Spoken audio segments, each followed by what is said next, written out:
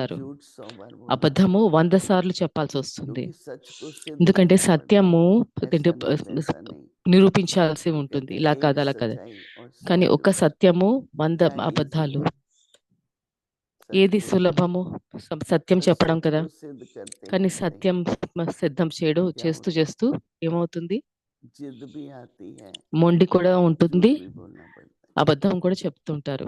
तो हम हमेशा कहते हैं कि అందుకని మనము ఎప్పుడు చెప్తాము, अपना जीवन తమ सहज జీవితంలో तरीके से సహజత और విధంగా, बहुत అలాగే सम्मान में अगर रहना है చాలా సమానంలో तो ఉండాలి అనుకుంటే सच्चाई बहुत సత్యత जरूरी है, చాలా అవసరము. सफाई भी जरूरी है, స- क्लीन भी जरूरी है, స్వచ్ఛత क्लियर కూడా స్వచ్ఛత क्लियर भी बहुत అవసరము, जरूरी है। స్పష్టము కూడా అవసరము. క్లీన్ గా ఉండాలి, క్లియర్ గా ఉండాలి. कोई बात सुनते हैं, ఏ విషయమైనా వింటే कितनी राइट है नहीं ఎంత है, రైట్ ఎంత కాదు. तो अगर क्लीन है तो क्लियर हो ఒకవేళ जाता క్లీన్ है, ఉంటే एकदम అప్పుడు క్లియర్ గా ఉంటుంది. जवाब होता है बुद्धि में हर बात का। బుద్ధిలో ప్రతి విషయానికి तो అప్పుడు इसलिए జవాబు सभी దొరుకుతుంది. అందుకని अटेंशन देंगे, ధ్యాస పెట్టి, అటెన్షన్ क्लीन పెట్టి, और క్లీన్, क्लियर। క్లియర్ అలాగే చూసుకుందాం. ఓం శాంతి. అవ్యక్త మురళి రివిజన్ 1969 నుంచి నడిచిన అవ్యక్త మురళి రివిజన్. జ్ఞాన రత్నాలు మరియు స్నేహ ముత్యాలు.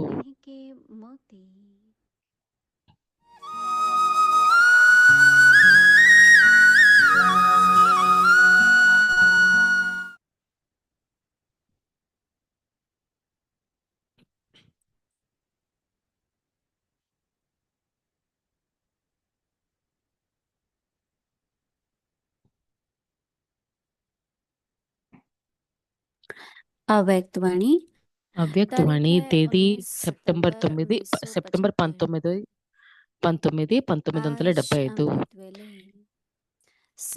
శక్తులు లేదా పాండవుల యొక్క విశేషతలు.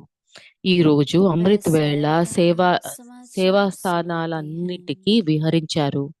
ఆ విహారయాత్ర యొక్క సమాచారాన్ని చెబుతున్నారు. ఏమి చూశారంటే, ప్రతి ఒక్క ఆత్మిక బిడ్డ ఆత్మిక సుఖాన్ని పొందేటందుకు, బాబాని కలుసుకునేటందుకు, ఆత్మిక సంభాషణ చేసేటందుకు, లేదా తమ మనసులోని విషయాలను మనోభిరాముడి ముందు పెడుతూ స్వయాన్ని డబుల్ లైట్ గా చేసుకునే వరదానాన్ని పొందుతున్నారు మరియు ఇస్తున్నారు కూడా. కొంతమంది పిల్లలు విశ్వ కళ్యాణి స్వరూపంలో స్థితులై బాబా ద్వారా లభించిన సర్వశక్తుల యొక్క వరదానాన్ని లేదా మహాదానాన్ని అనేక ఆత్మలకు ఇస్తున్నారు. 3 రకాలైన ఫలితాన్ని చూశారు. ఒకళ్ళు తీసుకునేవారు, కలుసుకునేవారు మరియు తీసుకుని ఇచ్చేవారు, అనగా సంపాదించుకునేవారు. ఇలా నలువైపులా 3 రకాలైన పిల్లలను చూశారు. ఇవన్నీ చూస్తూ దీని తరువాత ఈశ్వరీయ విద్యార్థి రూపంలో చూశారు. ప్రతి ఒక్కరూ విద్యార్థి రూపంలో ఈశ్వరీయ.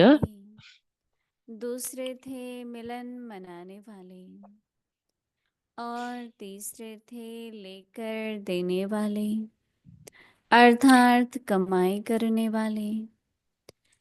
ఇలా నలువైపులా 3 రకాలైన పిల్లలను చూశారు.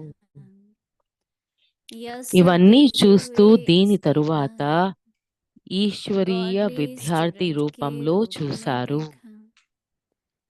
ప్రతి ఒక్కరూ విద్యార్థి రూపంలో ఈశ్వరీయ జ్ఞానాన్ని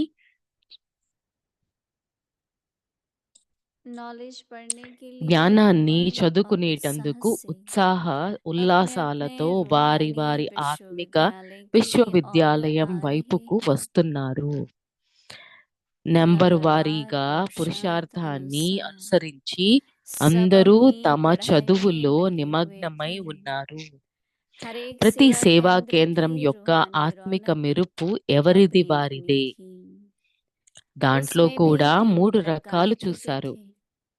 ఒకరు కేవలం వినేవారు, అనగా విని హర్షించేవారు. రెండవ వారు విని లీనం చేసుకునేవారు మరియు మూడవ వారు బాబా సమానంగా జ్ఞాన సాగరులై ఇతరులను తయారు చేసేవారు.